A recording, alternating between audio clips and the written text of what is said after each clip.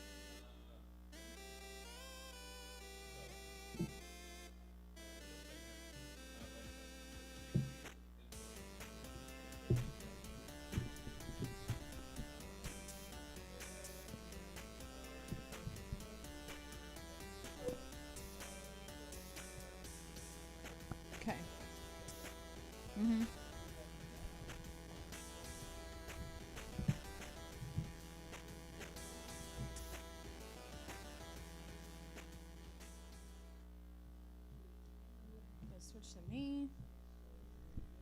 Here's me. Everybody can see me now. Everybody can hear me now. It's the top of the hour. We are about to get started with the social distancing open mic tonight. So get your White Claws ready. I do have my White Claw, the last watermelon White Claw possibly in existence. Get your White.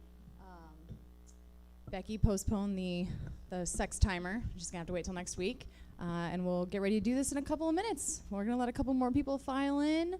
You can start chatting right now. I'm on there on the Facebook Live stream. We already have 33 people. Okay, we're gonna give them a couple more minutes to file in, and we'll get started. See you guys soon.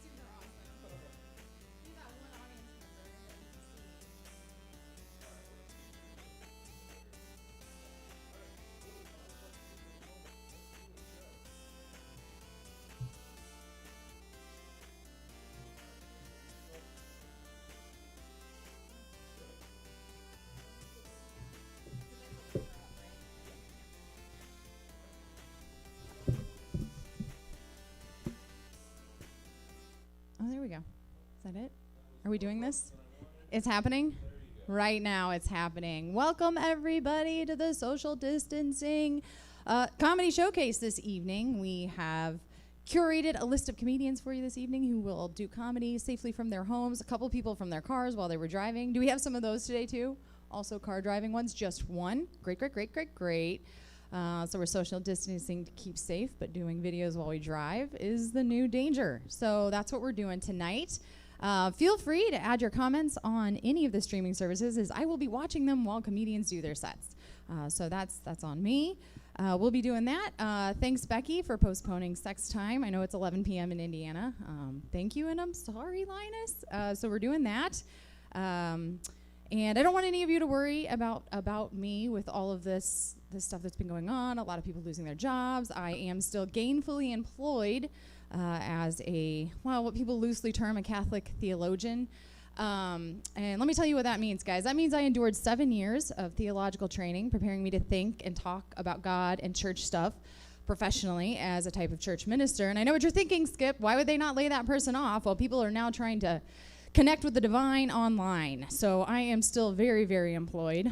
Even though my mom was totally against this line of employment, which totally I get, because my mom is just one of those SoCal stoner hippies with a real screw the establishment kind of attitude. So when I told my mom that I was going into church work, what she heard was that I was going to become a militant lesbian nun. I was 12. That's not what I said, but that's what she heard. So her very first response to me was, if God had wanted you to become a nun, he wouldn't have given you such fabulous tits. Have you ever seen a nun with breasts like that? As she gestured at my 12-year-old body, sporting what was admittedly a really nice set of double Ds on a preteen, but according to my mom, only women with humble, godly bust lines were called by God, and I literally didn't fit that mold. Also, side note, I spent way too much of my childhood obsessing over the blessed bosoms of Benedictine nuns, and it was due to this childhood obsession and my mom's strong insistence that I was too gifted in the flesh to go into church work that I actually spent a lot of time in my dad's church, where they don't have nuns, constantly causing me to contemplate the correlation between cup size and a calling from God. And actually, recently I was ordained in my father's church, and my little brother asked me to preside at his wedding, which I actually felt very honored to do for him. But this is where my dad's support, or maybe it's entertainment with my ministry choices, came into play, because it was like my dad had been waiting his whole life for this exact moment. And he took this opportunity to send an email out to everyone we have ever known. Mrs. B, you got this email. I'm really sorry about this. And the email was pure clickbait. There was no content, just a subject line. And it read, "Proud father, daughter Mary's son." So my dad is super supportive of my work in ministry, but I'm not fully embracing that support because it's super breast obsessed creepy, but it really does bother me. But I really do like my work, though, as a minister. But it can be weird, though, because there are two things that people ask you about all the time. One of those things is super obvious. It's their faith lives. People want to talk about their faith lives. Even right now, people are clamoring to their computers to talk about their faith lives. But you know what else they want to talk about? Second, and super less obviously, is they want to talk about their sex lives. And if there is one thing the Catholic Church is woefully unqualified to talk about, nay, give advice about, it is sexuality. You want to know how I know they're unqualified, guys? Because they cannot even handle Christ nipples. Okay, hear me out on this. 80% of crucifixes, you know the little crosses with a lifeless corpse of Jesus hanging from them?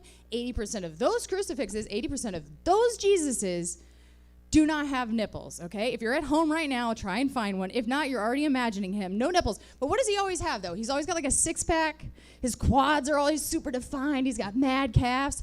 No nipples. And people are always like, oh, yeah, Skip, but back in the day, like, Jesus would have had a really good diet. So he would have had, like, good abs. And they walked everywhere. So he would have had, like, really good quads. Did the sands of the deserts ripe off his nipples? He also would have had nipples. And all I'm saying is that if you find the nipples of a recently murdered Jewish man to be so over-sexualized that you've had to remove them from crucifixes, then you do not get to give me sex advice. But don't, calm down, everybody.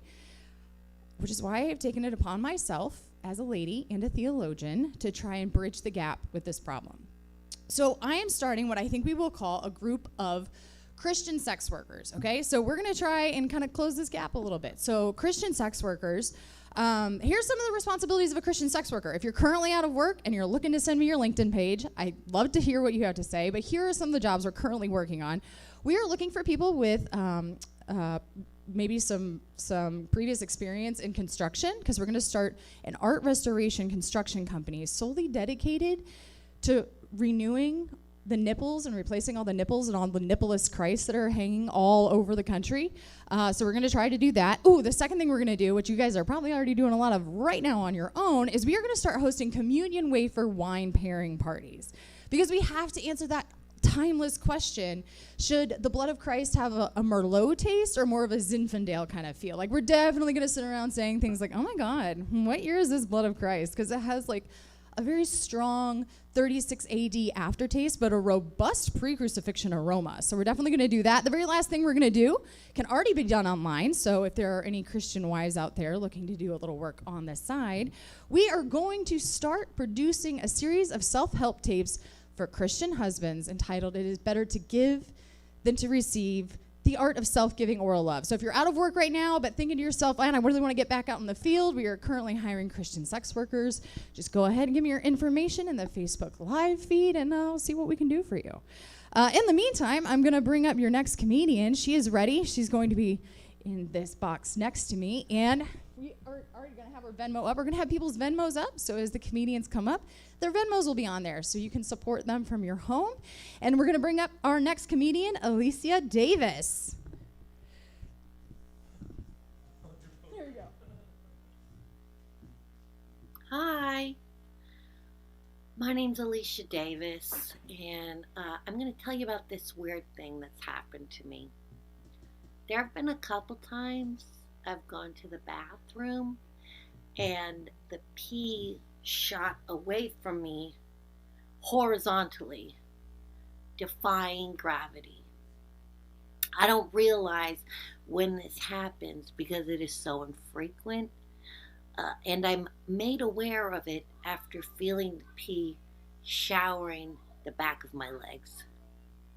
It happened at work once. I sat down to pee and then noticed my pants were becoming soaked because I was pissing on them with the water pressure of a fire hose. I had to go to my boss afterward and explain to her that I needed to go home because I peed my pants while I was sitting on the toilet.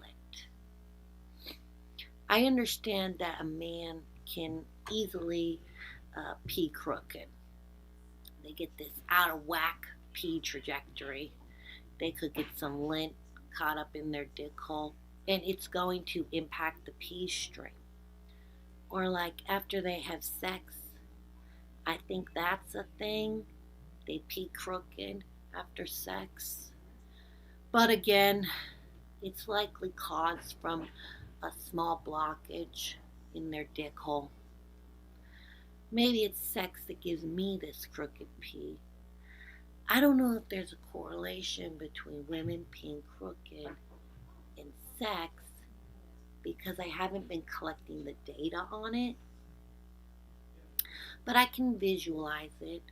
A penis can pound a little kink in the line. It'd probably have to be from one of those long, drawn-out marathon fucks. The up all night kind of sex that gives you back pain from spine compressions. It makes you kind of resentful thinking about it the next day when you were laying there giving the face that said, "When are you going to wrap this shit up?" Some people are under the impression that women just really want to be thrust upon for hours.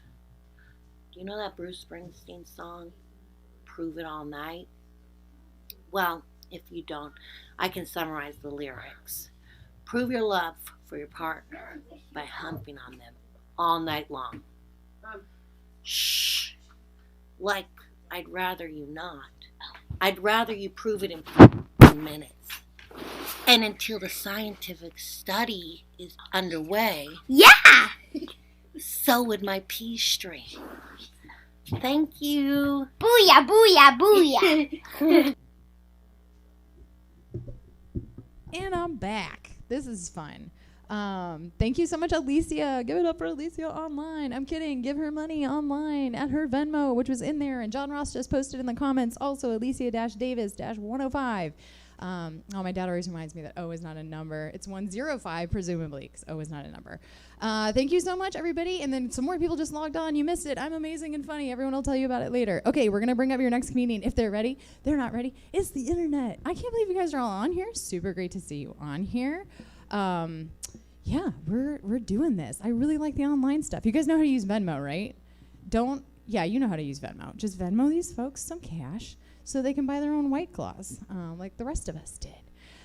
So we are getting ready for this. And don't forget, we also have this on Thursdays. So if you're ready, if you're midweek and you're thinking, I just need some more comedy, tune in on Thursdays. Are you ready for the next one? Are you ready for the next one? He's ready for the next one. So we're going to give it up for Mr. David Coleman. Hi, I'm David Coleman. I'm excited to be here in Sacramento and other places. Thank you, Stab, for putting this on. It's a lot of fun. I'm trying to use my quarantine the best that I can. So far I've only gotten into a Facebook feud with Cosmopolitan. And here's what happens. This has been ongoing. So I used to work at Starbucks, and what would happen is that people would come into the store and they'd say, I don't really like coffee, but could you take ice and cream and sugar and like 4 tea bags and throw them into a blender? And then the employees explained, we will throw anything into a blender for $6.50. So they make this drink, and then the customer says, it kind of looks like Chewbacca.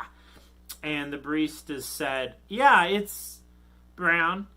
And then the customer leaves and shows people this drink and says, I invented a Chewbacca Frappuccino. And then Cosmopolitan hears about this and posts an article that's something like, oh, this frisky Wookiee treat is the new Starbucks secret menu item. And then everybody comes in and orders it, which they can't do because if you listen to the story, it doesn't exist. So, and then they get mad. And then customers get mad. So Cosmopolitan, by the way, does this weekly. Just a new pop culture character is now Frappuccinoized. And so I go on their Facebook page, wait for this article, and when it shows up, what I do is I will just politely post, the secret menu isn't a real thing. You're bad people and you make the world a worse place. And then people will argue with me and say, well, if we can order, like the ingredients are listed in the article if you read it. And then I say, nobody's reading the article. It's a food article. They just see you can order this thing at Starbucks and then they just go try to do it. You don't need more information than that. You shouldn't need more information than that. The only people who read the whole article are sociopaths like you and I who are in the comments section. And I just think we shouldn't we shouldn't be letting Starbucks customers order anything. It's Cosmopolitan's fault, really. But like when I was working there, we used to let them order pour-overs, which is where they can request a specific type of coffee that we're not brewing at the moment. And the thing about it is that all Starbucks coffees taste the same. You shouldn't get a new one. It's in your head. And I know it's in your head because these pour-overs, what it is you have to specially grind up coffee to this setting. You have to make an individual serving. And you have to pour water over it and let it slowly drip through. And it's the same price as a regular cup of coffee, but it takes 10 minutes. So what I did is I never did that. I know that customers can't tell the difference because I never made a pour-over. I would pretend to make a pour-over, but I'd give them the oldest cup of Pike place, which is the generic medium roast at Starbucks, that I could find. And nobody ever noticed. I sometimes went to such great lengths. I worked harder making a bad cup of coffee than I would have if I had made a pour-over. And not only that, but I eventually, just to test, I gave a regular cup of coffee to my manager when they asked for a pour-over. And then I eventually gave a fake pour-over to the district manager who oversees 34 stores in the Sacramento area.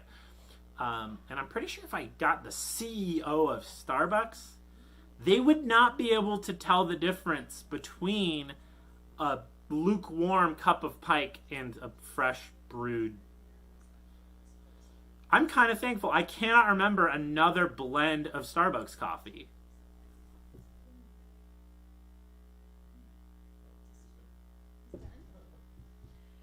Give it up one more time, everybody, for David Coleman. I know you're already clapping. I know you're already donating on Venmo to Regular Hulk. David Coleman, everybody. I also want to thank Richard Salazar for joining us. Richard had to sit through some terrible open mic with me, so I hope tonight treats you a little bit better, Richard. Thanks for being here. Stephanie also jumped on there. We'd be remiss if we didn't say hello to Gilbert Gonzalez, who won Best Improver of the Year this year. So maybe Venmo that guy some money. He's hysterical. We're also going to bring up your next comedian if she's ready. I think she's ready. We're going to bring up Lindy West for you guys. Here she is. Hey guys, I'm Lindy West. I have a friend that recently went to Mexico on vacation, and when she came back, I was like, hey, how was Mexico? And she was like, it was great. I met a guy. We went to a foam party, then we went skinny dipping in the ocean, then we went back to my hotel room, and we were making out in front of the door, and then he grabbed my ass and I farted. Like on purpose? No. He did that smack, grab, lift, and separate maneuver, and then a toot tumbled out. Well, what'd you do? I went, ha ha, that happened. And then he went back to his hotel room. But we hung out the next 3 nights before I had to come home. So that was it? It just ended on a toot night? No, it's not like anything was going to happen. I was on my period. You went and made out in the ocean while you bled out? Gross. No, that's not what it was like. Plus, I was in Mexico, and it was dark out. Wait, you met a dude at a foam party, then you went skinny dipping in the ocean, putting both your life and his life at risk by summoning Mexico sharks under the twilight with your own special blend of vagina chum. Then you went back to your hotel room where before he could even cross through the thresholds of your doorway, you baked him up a hot air biscuit right in his hand. Then you blue-balled him and wouldn't put out for the next following days, all because you were on the rag only to say, toodaloos. Oh, when you put it that way, I guess I shouldn't be expecting a phone call. No. Speaking of vagina chum, you guys, I am the mother of 2 little boys. Thank you, yes. We talk a lot about anatomy at my house, especially boobs, except for my oldest son does not call boobs boobies. He calls them bodies. Like, he'll run up to a random group of ladies and be like, I like your bodies. Or he'll give one of my girlfriends a hug and he'll like pull away and be like, look at your body. You got a body. And he always does this with his hands, like he's willing the titty gods to just plop one in his hand at any moment, you know, like, please. And as his mother, I don't really see the point in correcting him of this behavior because, one, I know what that little pervert really means and I think it's hilarious. And then 2, the female population is benefiting from my son's message of positive body image. And then 3, if my son is this good at 5, can you imagine the lady slayer he's gonna be by 25? Oh my God. Tell your daughters to watch out. There's this cute activity that I like to do with my son because it's very important to spend one-on-one time with them. And he does this thing where he'll bring me a Barbie and I dress them. And then he takes them back to his room where he undresses them. And I know what you're thinking. You're probably like, Lindy, that seems like a really strange activity for a mother and son to do. And you're right. Especially because I'm always like, here, son, take her to your room and undress her. And when you're finished, come back to mother, for I will give you another. I have a fleet of ladies waiting to be undressed by you, son, and they all have bodies. Oh, this is so weird doing comedy with no audience and just running through my bit. But thank you. Hope you enjoyed. There you go. Give it up, everybody, for Lindy West. If you'd like, the Venmo for that is also the Stab Comedy Theater Venmo, which is Stab Comedy Theater. Stab Theater on the Venmo, because I know you're not buying your White Claws right now. And I know the good people who come to these shows buy a lot of White Claws. They pair great with Starburst.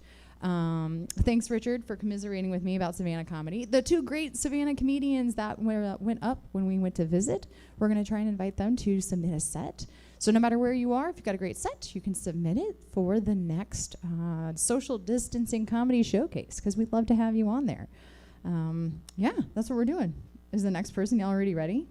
Oh, don't be jealous, but the next person's already ready. If you guys are ready, I'm ready.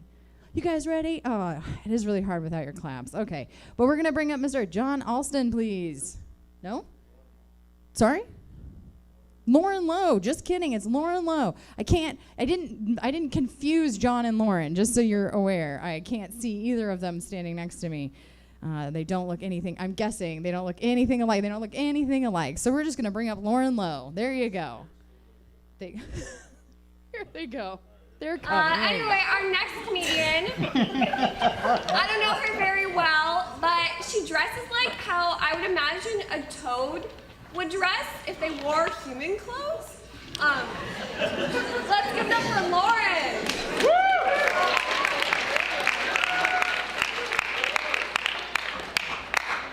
I would like to state that I'm dressed as the inner essence of myself, not as a toad. Thank you very much.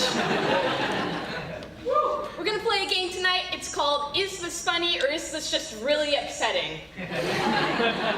So, my therapist told me you should start seeing other people.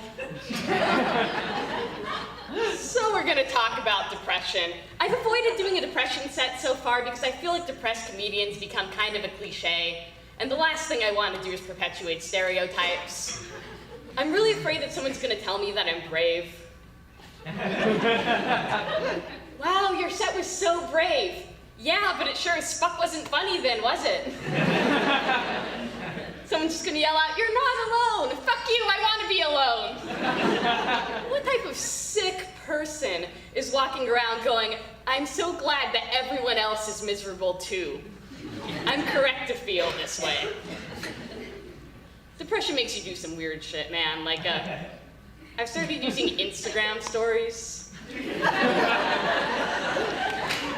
is that? Who in their right mind is using that as their main method of communication? I've seen all 14 seasons of It's Always Sunny in Philadelphia. No, don't root for that. I hated every minute of it. Not a good show, people. And I'm brave because I'm not afraid to say that.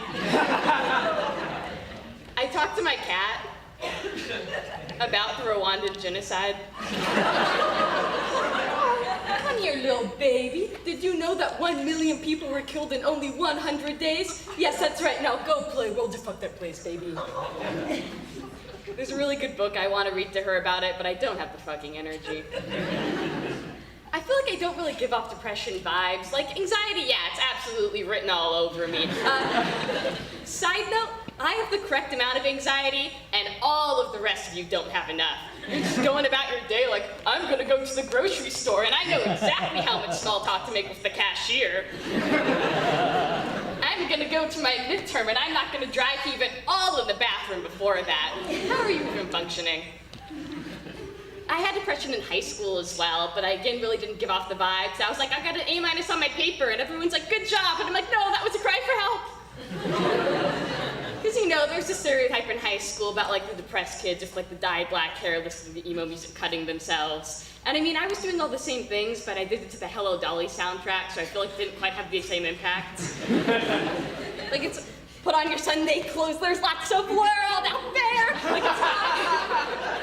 it's hard to put the musical theater twist on that, you know? When I was 15, I tried to kill myself. Oh, like you've ever, like, done anything with your life. At least I tried something new. And one of my teachers in high school that semester gave me a B in a PE class for excessive absences because I missed 3 days of a PE class.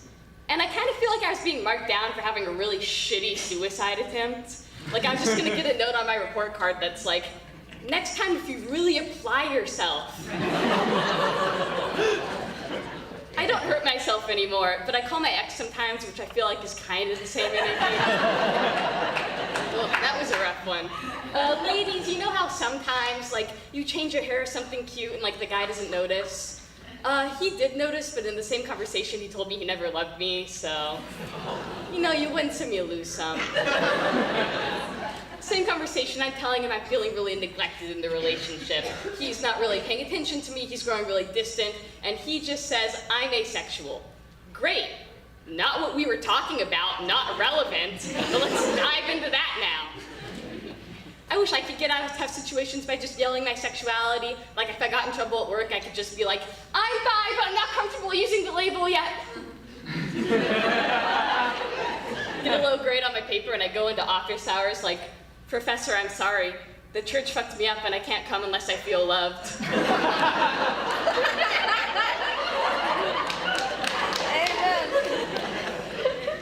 My mom calls me all pissed off about some shit and I can just be like, so my cat has seen me masturbate and I don't think I'm upset about it.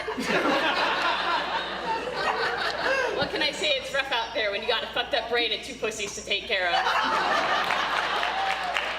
I'm learning now. Thank you very much and good night.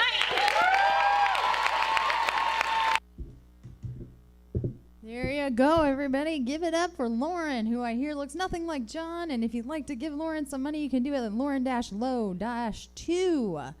And we're going to bring up Mr. John Alston for you. And I have just been informed that Mr. John Alston is the voice of Stab. If you ever listen to the Stab Comedy Podcast, which you definitely can because it's still going, if you ever give that a listen, that is John Alston's voice. It's a great voice. It's a great show. Great show. Also available on Spotify, right? Yeah, you can listen to the Stab Podcast anytime on Spotify.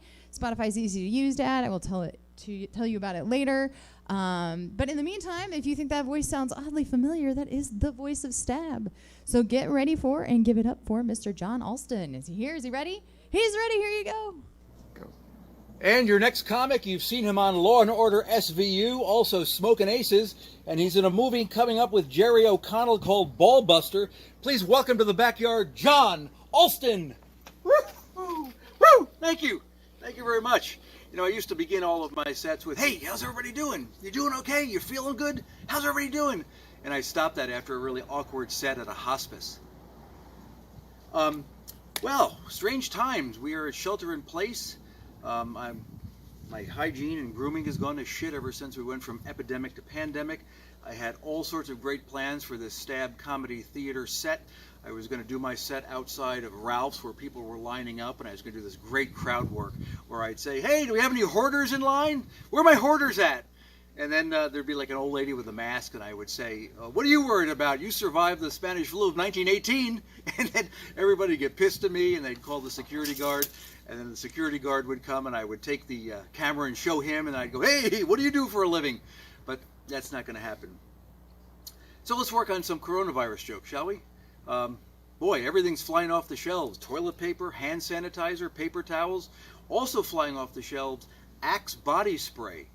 It doesn't stop COVID-19. It just is very effective at repelling people. Oh, I'm going to wait till the laughter and the knee slapping stop. Oh, gun shops are also doing their part in all of this. In light of this crisis, gun shops are also instituting a limit of 10 AR-15s per gun nut. Hells Angels, they're concerned as well. They are putting alcohol, rubbing alcohol on all of their brass knuckles and chains because they don't want rival gang members to get infected. San Francisco Bay Area hit hardest. They were the first to begin with the shelter in place. 6 counties, 7 million people told to stay inside, do not come out, we don't want to see you.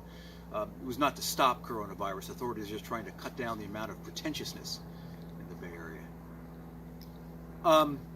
Well, kind of tough here in the land of the love in the time of coronavirus. And if you're thinking of picking up somebody outside a bar that you can't get in, here's some pickup lines for you.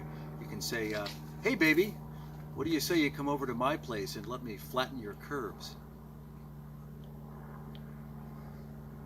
Also, you could say, you know what makes me hot, really hot, is your dry cough.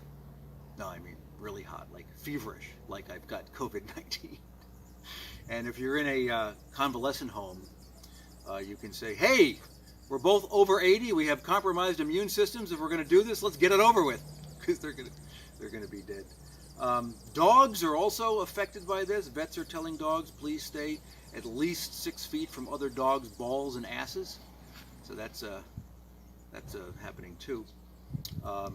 Anchor people, you watch the news, they're 6 feet apart, which they don't have a problem with because really nobody likes hanging around with the weatherman. I went there. Yeah, I know, I went there. Anyway, I just, I want to say I love you all. I love you. I love you like that donkey loved the baby Jesus in the manger. That's how much I love you. And if you could throw any love my way, I'd appreciate it. Don't have to. Be nice though, because I'm kind of in Shitsville. And I'd like to leave you with this word from a very wise man. Be good to each other and yourselves. Okay.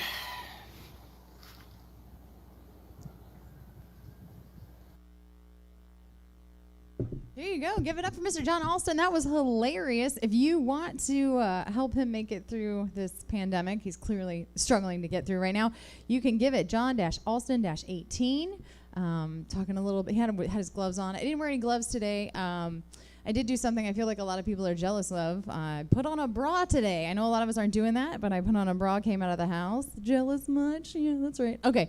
I'm sure John had on a good bra too, though. Maybe Patrick does. I don't know. You guys want to see Patrick? I'm kidding. Everybody wants to see Patrick when they're here. The crowd goes wild for Patrick. So if we've got Patrick ready, I'm going to give you some Patrick. Patrick Rogers, everybody. Here he comes.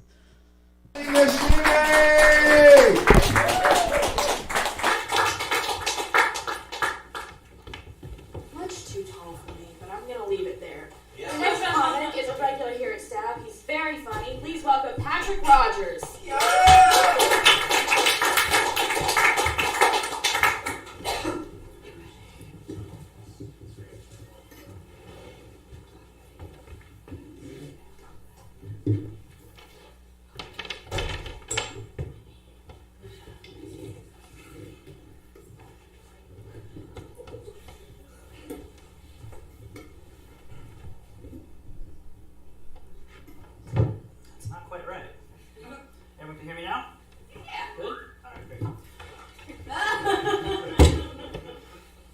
How's everyone doing tonight? Having a good time?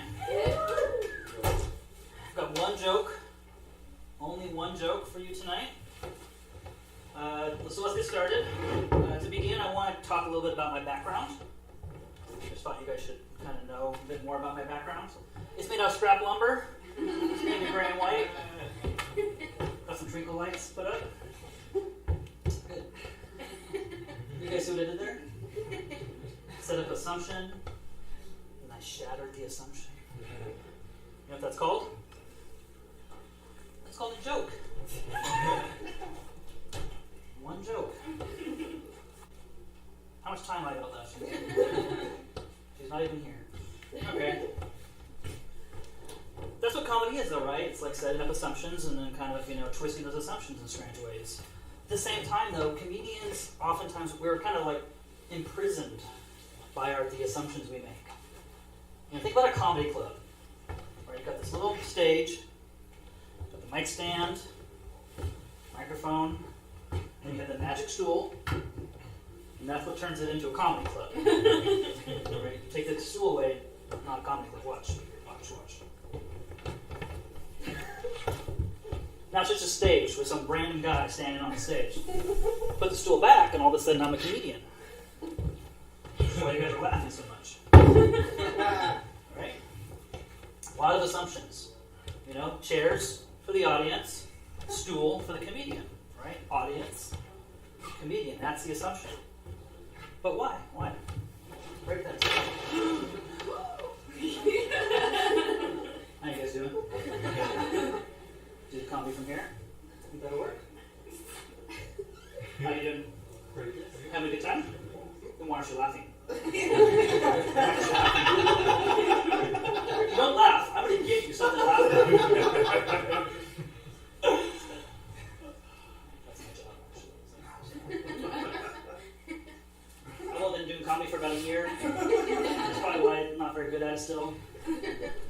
they say anyways, right?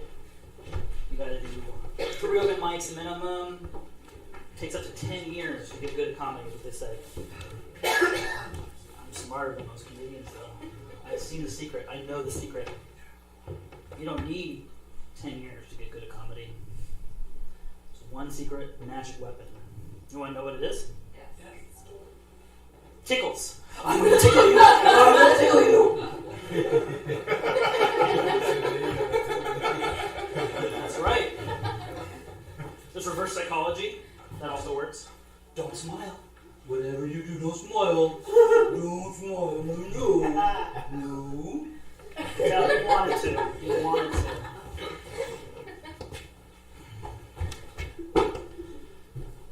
You guys ever shit yourself in the middle of a comedy open mic? How much time I got, Maddie? You got 1:15. You ever shit yourself in the middle of a comedy open mic when you've got 1 minute and 15 seconds? And so you're like, oh, I'll just riff on that. Right? And talk about that instead. You know, because you've been waiting around for an hour, you don't want to waste your time. You want to get all 5 minutes, and so you stand there and talk about shit in your pants. In the audience, they laughed a little bit, but now they're kind of like, is it real? Is it a joke? It was a joke. It was a little funny.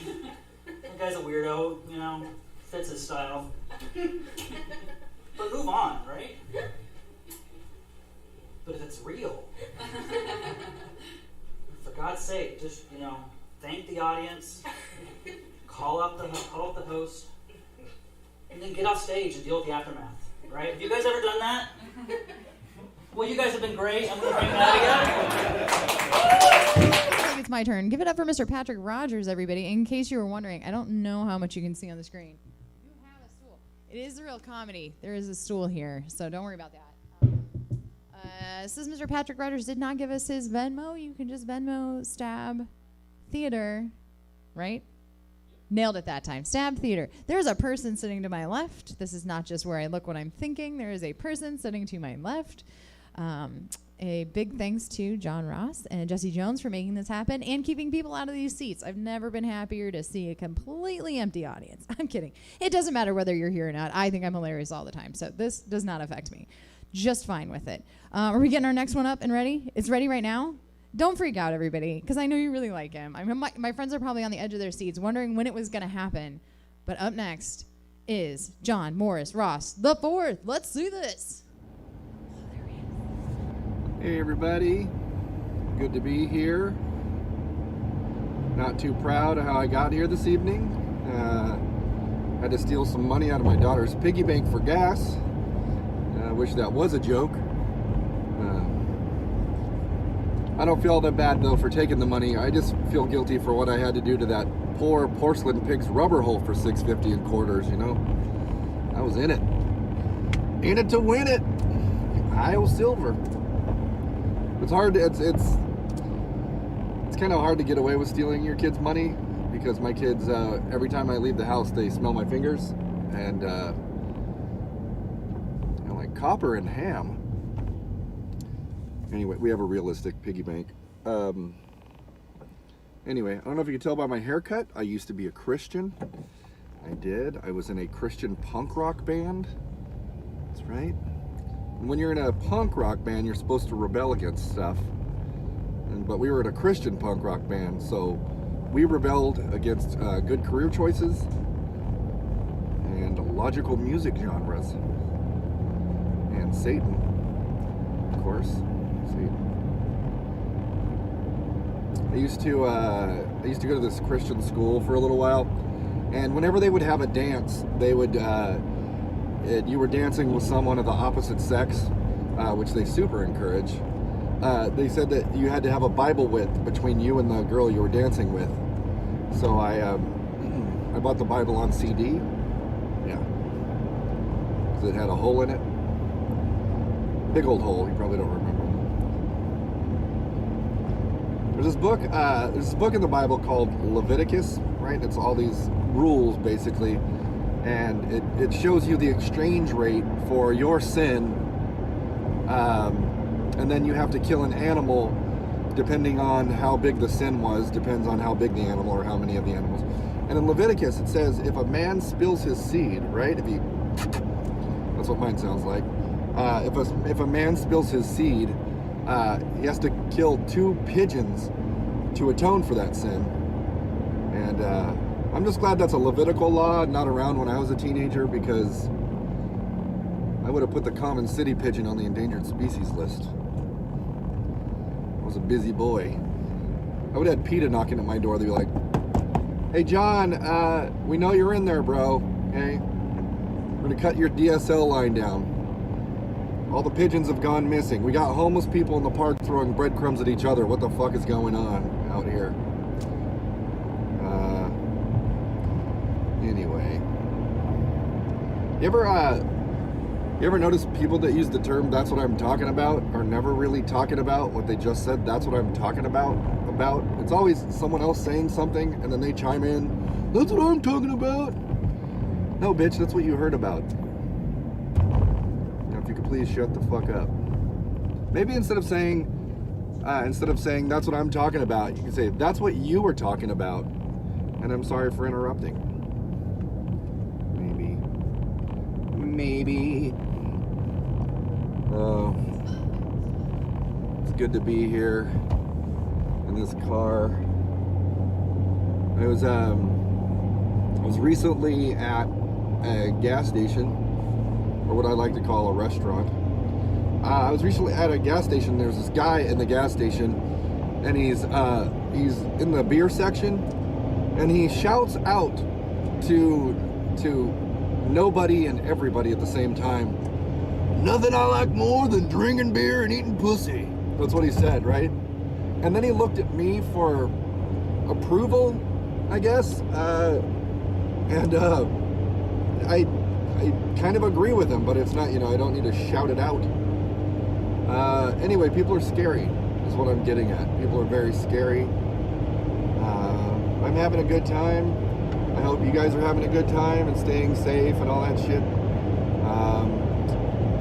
Yeah. Anyway, that's my time, everyone. Check out my website, chipotle.com. We'll talk to you soon, everyone. Okay. Kisses. Go. Give it up for John Morris Ross the Fourth, everybody. I didn't promise you Christian comedy, but that's what you're getting. Hope you like it. I try not to laugh, but God, that guy is funny. John Morris Ross the Fourth, you can... his Venmo was there. You can give to the Stab Theater Venmo for that. Also, if anybody has any puns and they want to work some puns out for like Thursday or next Sundays, haven't been getting enough puns lately since we haven't had people here for the open mics. Those are kind of my favorite things. Best pun we've come up with so far is that once we started not hoarding food, buying a reasonable amount of groceries for the apocalypse, we bought a lot more cheese than we thought we would. Let me just put it that way. Like a lot of canned cheese, a lot of dipping cheeses. Stopped by Taco Bell. That Taco Bell cheese is real good. Had a stockpile of cheese on the way home the other day, and we've decided to coin it corn cheese. And that is the best I am doing currently with puns. Corn cheese. Am I laughing about it constantly? Yes. Am I not going to watch the next set just so I can laugh about corn cheese? Absolutely. But if you have any puns and you want to get those ready and submit those for the next 2 shows. I love puns. Let's do this. But corn cheese, hashtag that or make it famous or something. How much cheese do you have in your house for the apocalypse? Let me know. In the meantime, is our next comedian ready? Our next comedian is ready. Sorry I have this piece of paper. She's not actually standing there. So I just look at my piece of paper so I don't forget, but it's Sandra Rizzer. Bring her up. Now, when I talk about sex, I don't use the euphemism slept with. Everybody knows what you're talking about if you say Mary slept with John. So instead, I use my own word. I use the word shop. This is my story. When I was young, I used to go shopping all the time. Oh, sometimes I went shopping 2-3 times a day. Yeah, I was a regular shopaholic. I went shopping with friends. It's safe, it's comfortable. You've been to the store before. You know the merchandise is clean. I went shopping with co-workers. Back in legal lawsuits at the office. Sometimes I even went to bars and went shopping with strangers. Bad idea, you'd never know what you're going to get. You may get somebody who shops too fast. Or somebody who shops too rough and damages the merchandise. And sometimes you get someone who can't even find the door to the store. Now, I understand you young people. Sometimes you stay home, shop alone, using the internet.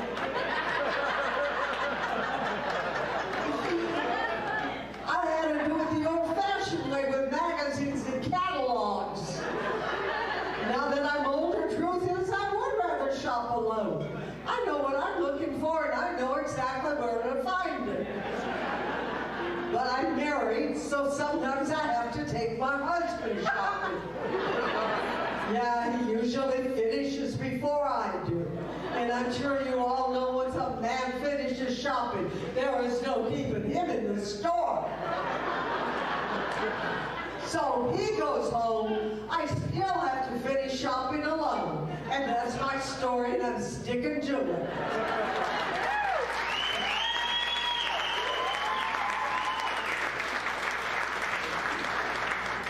Hey, don't you just hate it if you're coming home late at night, there's no one at your house, it's dark, you're all alone, and there's a police presence just up the street from me. Happened to me last week. I came home about 2 o'clock in the morning after doing some shows. My house is dark, my husband's away, I'm all alone, and there are 4 police cars 3 doors up from me. And I'm thinking, if there's a robber in the neighborhood, I want to know about it. If there's a murderer in the neighborhood, I want to know about it. If there's a rapist in the neighborhood, I want his phone number. Hey, don't judge me. I don't get much action now that I was banned from the swimming pool. Yeah, they said I was harassing the lifeguards.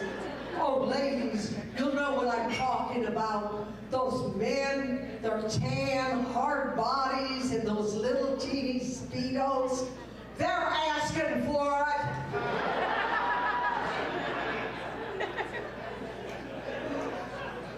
You know, sometimes when I'm out goofing off with friends my age, I can see you young people looking at us, and I know you're thinking, how can you be laughing and having fun? Don't you know you're going to die soon? I want to say that's why we are laughing and having fun. We're not going to have to put up with the millennials much longer. I call them the wine generation because they're always complaining about things and protesting things. And I finally found out why. Millennials are the first generation that's doing less shopping than their parents. Yeah, I'm complaining too. And you know, a lot of millennials are vegans. Are any of you vegans? I hope that was a no. Because I think the only thing vegans are good for is to teach the rest of us what plants are poisonous. Oh, question. How can you tell if a person's a vegan? Oh, don't worry, they'll tell you. I'm a vegan. I wouldn't eat meat. That's so cruel to the animals. Well, I say if they care that much for the animals, why do they eat all of their food? Oh, and besides that, vegans are bad for the environment because they eat beans. Oh, finally, some of you mentioned all. Eat beans, get gas, methane gas contributes to global warming, and scientists now think that global warming is the leading cause of documentaries.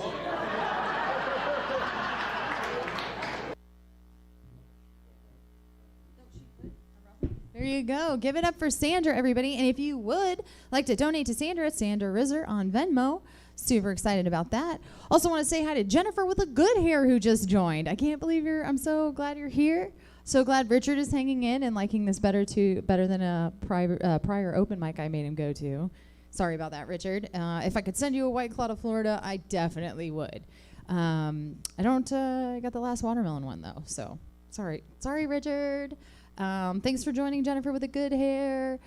We maybe even have a surprise guest for you tonight. I'm not gonna tell you who it is, but we might. I'm very excited. But in the meantime, I think we have our next comedian ready. Yeah, we do. It's Rayhan Khan. Give it up for him, everybody. Here he comes. You can check out information about them and more at punchlinecomedyclub.com. Are you guys ready for your last comic? This has been such a great show. You guys ready for your last comic? This guy is tall as fuck. He does improv.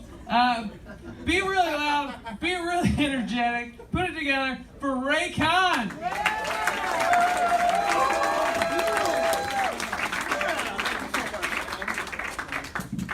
Hey, let's give it up one more time for Chaz's asshole story. Holy cow. I've never been so disgusted and horny at the same time. Hey, I miss your mama jokes. You remember your mama jokes? Yeah. Yeah, what happened to your mama jokes? I remember as a kid, I go into the schoolyard and my boys would be waiting for me in the morning. They'd be like, yo, hey, yo, man, check it out, it's Ray. Hey, yo, Ray, what's up, man? Check it out, check it out, check it out, check it out, man. Your mama is so fat that when she sat at Walmart, she lowered the prices. Hey, yo, Ray, yo, man, check it out, check it out, check it out, check it out, check it out, man. When your mom wears high heels, she strikes oil. Oh, man, it was crazy. It wasn't bashing, it wasn't microaggressions, it was macroaggression. And I was okay with it. We were all okay with it, right? But I had a medical dictionary at home. Right, so I had a medical dictionary. I look things up. I come back the next day. I be like, yo, man, yo, check it out, check it out, check it out, check it out. Your mama is so fat, she's gonna become insulin resistant. Yeah. She's gonna get diabetes, right? She's never gonna see a podiatrist. She's gonna get a slow healing wound, and she's gonna get her foot amputated. I played dirty. And I got my ass kicked all the time, right? Because I'm not a fighter, I can't fight. I never learned to fight, right? I was in Target the other day, and you know the lines get super long and they become serpentine in nature, and you don't know where it ends. So I just shoved my cart like where I thought it ended. This dude came up to me, he's like, hey man, what you trying to do? You trying to cut in line? He took a swing at me. Right out of nowhere. He was having a bad day, clearly, right? So, you know you're not a good fighter when in the middle of the swing, you're like, hey, what's going on? What's happening? Right? I'm asking questions as I'm getting my ass kicked, right? Like someone's gonna tap me on the shoulder and say, excuse me, you were currently in an altercation. You may have to use your fists. Do your best to survive. Same dude came up to me and was like, hey man, I'm gonna kick your ass. And I was like, I don't know how to fight. I'm not a boxer. I got no training, right? I don't know anything about boxing or kung fu, but I got a black belt in improv, right? So I know how to say yes. So I say yes to everything. He's like, yeah, man, I'm gonna kick your ass. I'm like, yes. I'm the one currently in trouble right now. He's like, I'm gonna bash your face in. I said, yes, and I will be altered forever. He said, man, who do you think you are? I'm like, I don't know. Can I get a name, a location, an occupation? And I ran. You know who is tough? Tough people, immigrants are tough, right? You got to come to this country. You got to learn like new laws, new customs. Sometimes you got to learn a new language, right?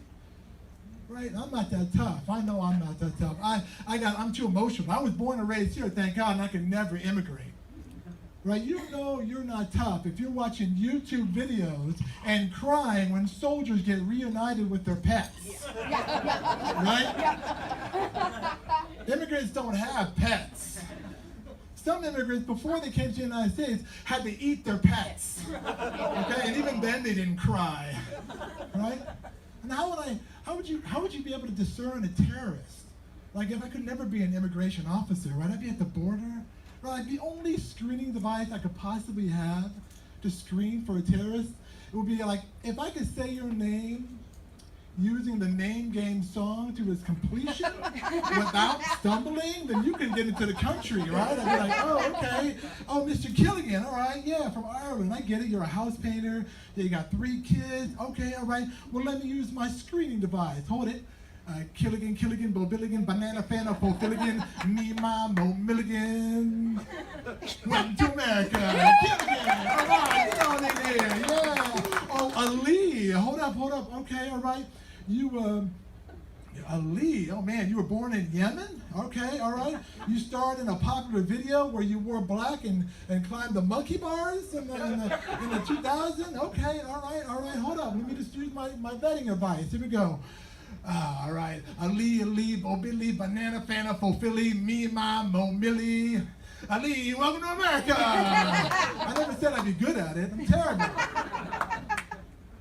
Ahmadinejad? Ahmadinejad, hold up, man. No, borders closed, sorry. That's just too complicated. And I let him go out old school style too. I'd be like, hey man, yo, Ahmadinejad, yo man, your mama's so fat and your name is so complicated, I can't let you into the country. No. Hey man, that's my time. Thank you very much. Jason Fernandez, teaching us everything we need to know. Thank you, Punchline. Give it up one more time, everybody. It'd be cool if you were clapping in your houses. You should send us pictures of you clapping at your houses. John Ross is clapping. He loves it. I don't think he's doing it ironically at all. If you'd like to support Rayhan, you can do Rayhan-Con-13 on the old Venmo and give him some money. That special guest that I said we could maybe have up for you next is definitely coming up for you next. We're very excited about it. Okay, we're going to do an awkward thing. So I just lift my shirt up and the beads. No, different awkward thing. Different awkward thing. Are you doing it right now? It's happening? Did you guys see who it was? Could you see? Yeah, you could see. I mean, you better hope he's going to talk to us about his home improvements. Is he? I think he is. Are we going to do it? We're going to reposition it awkwardly while he's going. Naming my sex tape? Is that what that? Reposition it awkwardly while he's going. Hey, Bob and Elaine, thanks for coming in. You guys ready for Mr. Stephen Ferris? Did you guys know that's who it was? That's who it is. Mr. Stephen Ferris, everybody. This is hey, the awkward everybody, time. this is my shed. Nailing it. And looks so good. A while ago, you can see the door is open now. A while ago, usually I keep it closed now, like this.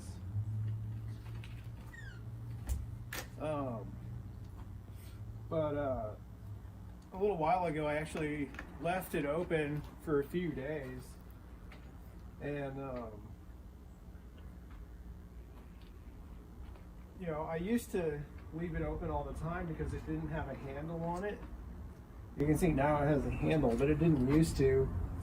And I put this on because a friend came over one time and the wind was blowing and they saw the door opening and closing in the wind, and it got pretty creeped out.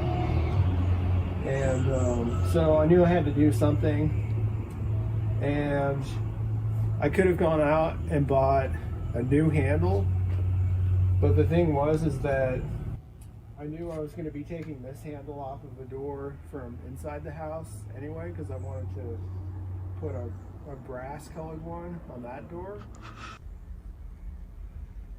Okay, I don't know what happened, but anyway, I was going to put a brass colored handle on the door on the inside, so I knew I was going to have an extra handle, and I thought, well, why go out and buy a new handle when I could just use this one from that door? I mean, I don't have anything in here that I'm worried about somebody stealing or something like that, so I don't need a lock or anything.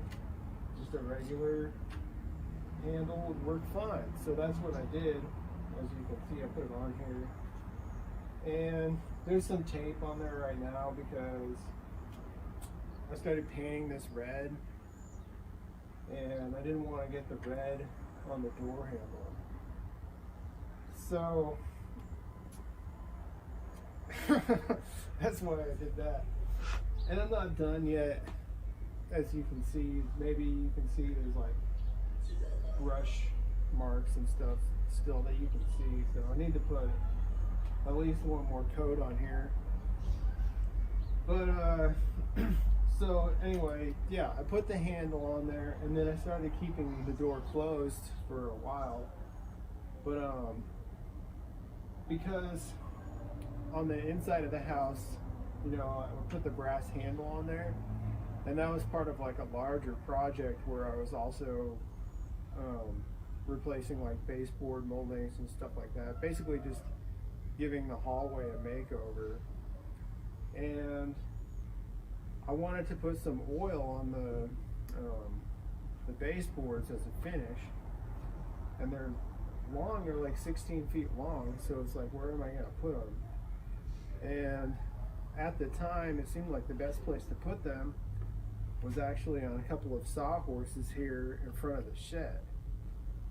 So that's what I did, and I put the oil on, and then at one point I went into the shed to try to get a scrap of baseboard for like a small part. So I was like, why cut some of it off of one of these long ones and shorten them when I could just use the scrap? So I went in there and I got the scrap, and I came out and I forgot to shut the door. And then it's like, I didn't want to have to go all the way back around the baseboard moldings to shut the door. So I just left it open for a few days, thinking like, oh, you know, maybe I'll move the baseboard moldings or something. But I never did. And what ended up happening was, like, I kept seeing the door open, and I got mad, and I just came out, and finally that anger was enough to get me to walk around the baseboard moldings and finally shut the door. So I guess I could tell you guys like one joke too. There's this guy who he came around, he was like going door to door trying to sell people on spraying like pesticides around their house. And like I told him I wasn't interested, but it was kind of ironic because like so far this year the only pest problem I've had is door-to-door salesmen. Okay, that's the end of my set for today or tonight. I mean, it's daytime, but you're going to be watching this at night. And I'm not sure what John and Jesse are going to do next. I'll see you guys maybe Thursday or something like that. There you go, everybody. Give it up for the Mr. Stephen Ferris. I already forgot. It's Stephen-Ferris-5 on Venmo.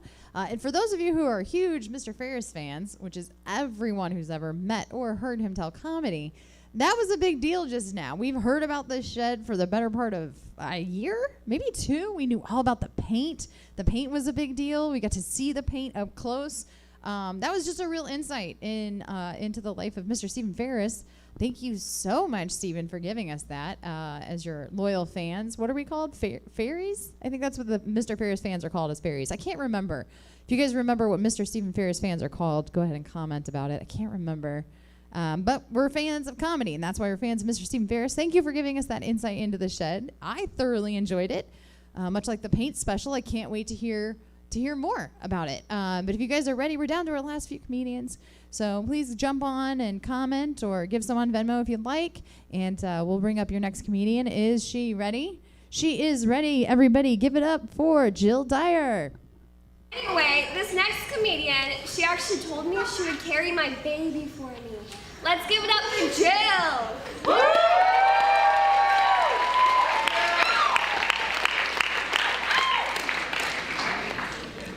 Hey everybody. Hey Jill. I'm gonna take this.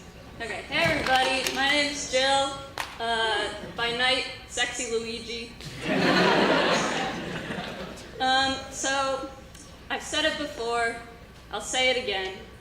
I think that beans are the perfect shape.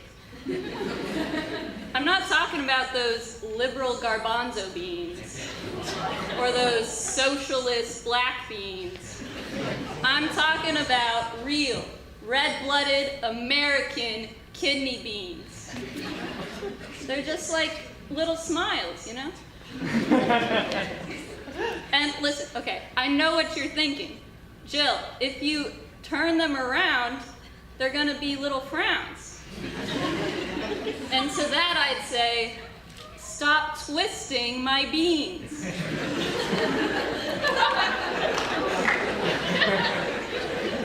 Anyway. So, do you ever talk to your computer like you're trying to make a woman orgasm?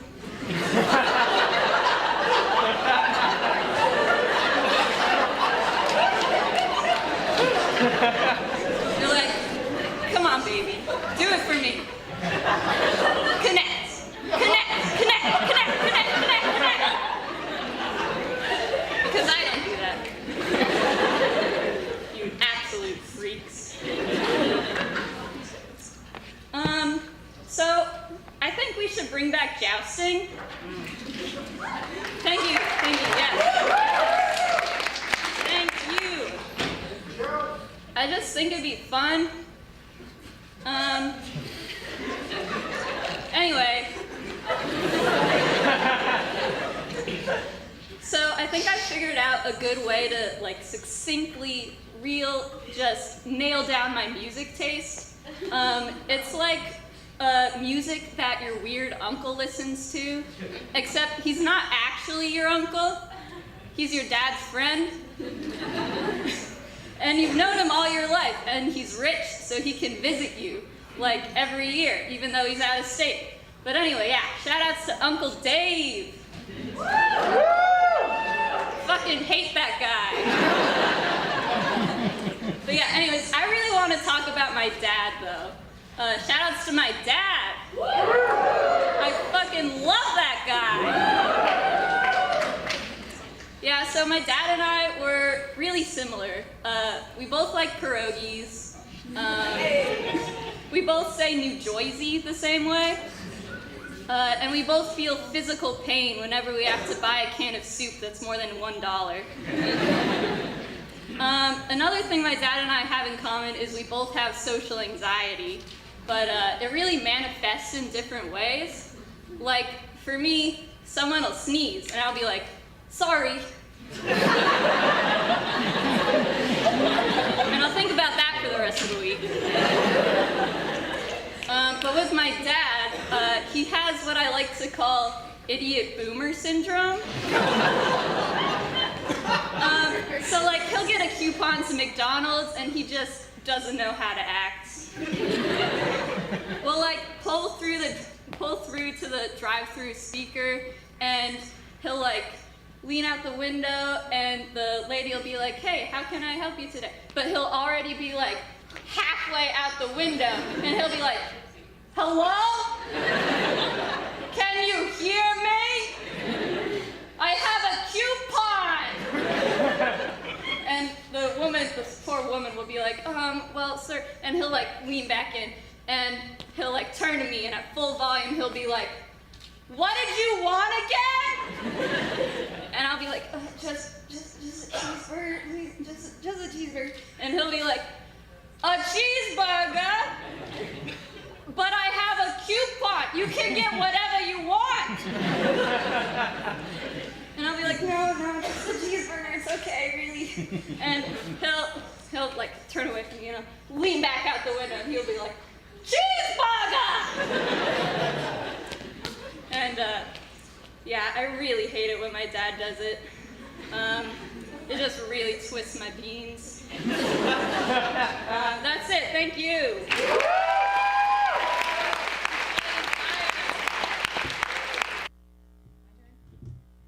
Give it up one more time one for everybody for Jill Dyer. If you'd like to support Jill, you can give on Jillian-Dyer7 on Venmo. I've never said Venmo so many times in my life, but you get why it's important, right? You guys get it.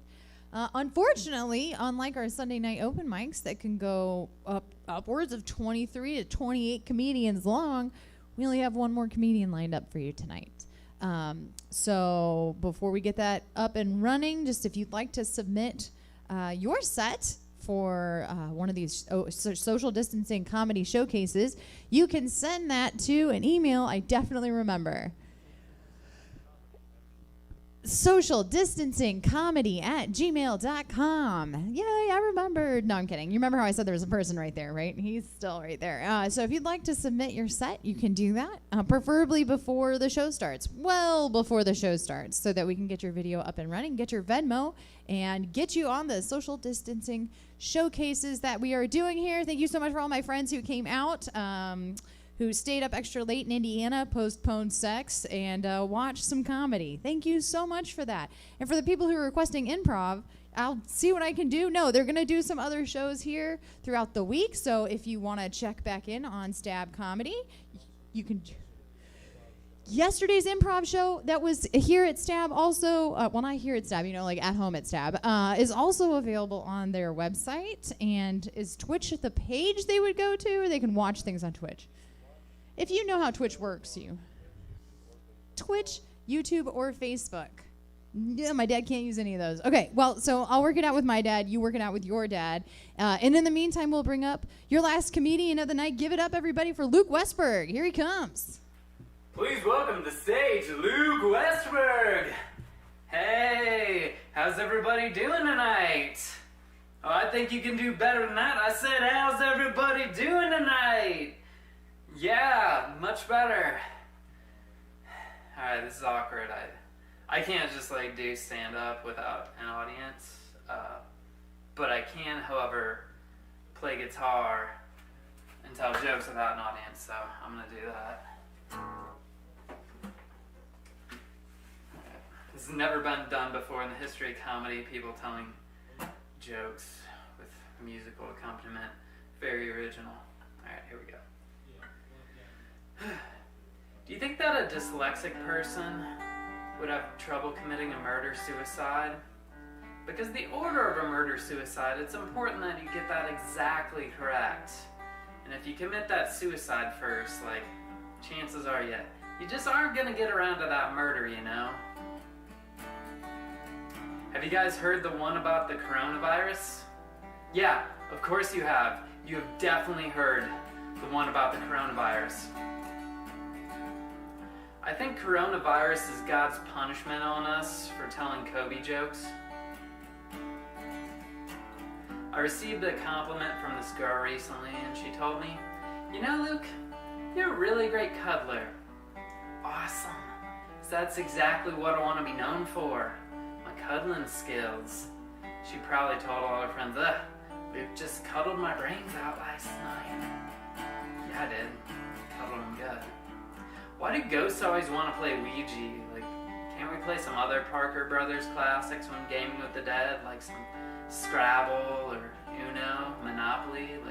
Something to mix it up, jeez. It's 2020, which means that we've been fighting the war on terror for over 18 years. Yeah, the war on terror is so old that R. Kelly won't even piss on it anymore. The war on terror is so old that known pedophile Jeffrey Epstein didn't kill himself. Yeah, it's as old as that Jeffrey Epstein didn't kill himself meme. It's that old. People like to buy bananas when they're young and green because they last longer. I always say that I like my bananas like I like my women. Yellow and covered in bruises. But I like Asian girls that do MMA. What's wrong with that, huh? Oh, deja vu. I've been having a lot of deja vu lately. I think that there's something wrong with me because I've been having a lot of deja vu lately. I think there's something wrong with me. Oh, deja vu. I used to live outside a gay TED community. Everyone living in the neighborhood was gay, and their names are all Ted. It was a a gay type community. Do you get it? Yeah, you get it. I went to one of those cash for gold places and melted down some of my grandma's gold jewelry. They gave me $80. Then I melted down my $80 and I got a handful of ash. And all that glitters is gold. Only shooting stars break the mold. The band Smash Mouth is far superior to the Beatles. That's not a joke, that's just a statement of fact. Now for some political humor. What did Trump say to the Mexican? He said, "Get out of the USA, USA." The Prime Minister of Canada, his name is Justin, and you may not believe me, but it's Trudeau. Abe Lincoln was our tallest president, and he wasn't good at basketball though. That's probably because Abe Lincoln got shot in the face before basketball was invented. Alright, thank you, I'm Luke Westberg. Bye. Is that it? He's gone? Oh, he's gone. Guys, that was Luke Westberg. Give it up for him. It is really hard. It's really hard to not hear you guys clapping. You guys give out so much love for all of these comedians all the time when you're here. Thank you so much for coming out tonight and giving them all the love. If you'd like to donate, Luke's got Luke-Westberg on Venmo. Of course, Stab Theater, also on Venmo. You could also support by coming onto the pages again and watching more of the shows. Also, if you have some ideas for some awesome comedy shows that we should be doing while we're doing it on live stream or on the internet, and you're just like, oh my gosh, Skip Bacon, I have so many amazing ideas. And if you're my friends, you have amazing ideas because you clearly make good decisions, aka being my friend. So if you would like to send me some ideas about some comedy shows you'd like to see happen, we could definitely make that happen. I'm on the internet. You can find me. There's only one of me. Oh, there's that one guy who's the CEO. That's clearly not me. It's another Skip Bacon. You can come find me. We also are gonna, it's already up there, right? All their names and stuff is already up here. You can see everybody who is here tonight if you want to check out more of their comedy. If you want to submit some comedy, give us your comedy. We'd love to hear your jokes. I love to hear your jokes. I think I already made a request for puns pretty clearly because corn cheese is all I got going for me right now. So what else? Anything else, Jesse? You guys can't see him. He's definitely there. So check out Stab Comedy Theater. I would love, as a Sunday night host, I would love to see some pictures of you guys clapping and going wild for the audience, just so that the comedians can come on and see that, because I know you're at home dying, hysterically laughing from your toilet, apparently, Elaine. I don't know why she decided to tell me that. But for the rest of you, I hope you also have a reason to put on a bra and come back out and see some more comedy. So thanks so much for tuning in, guys.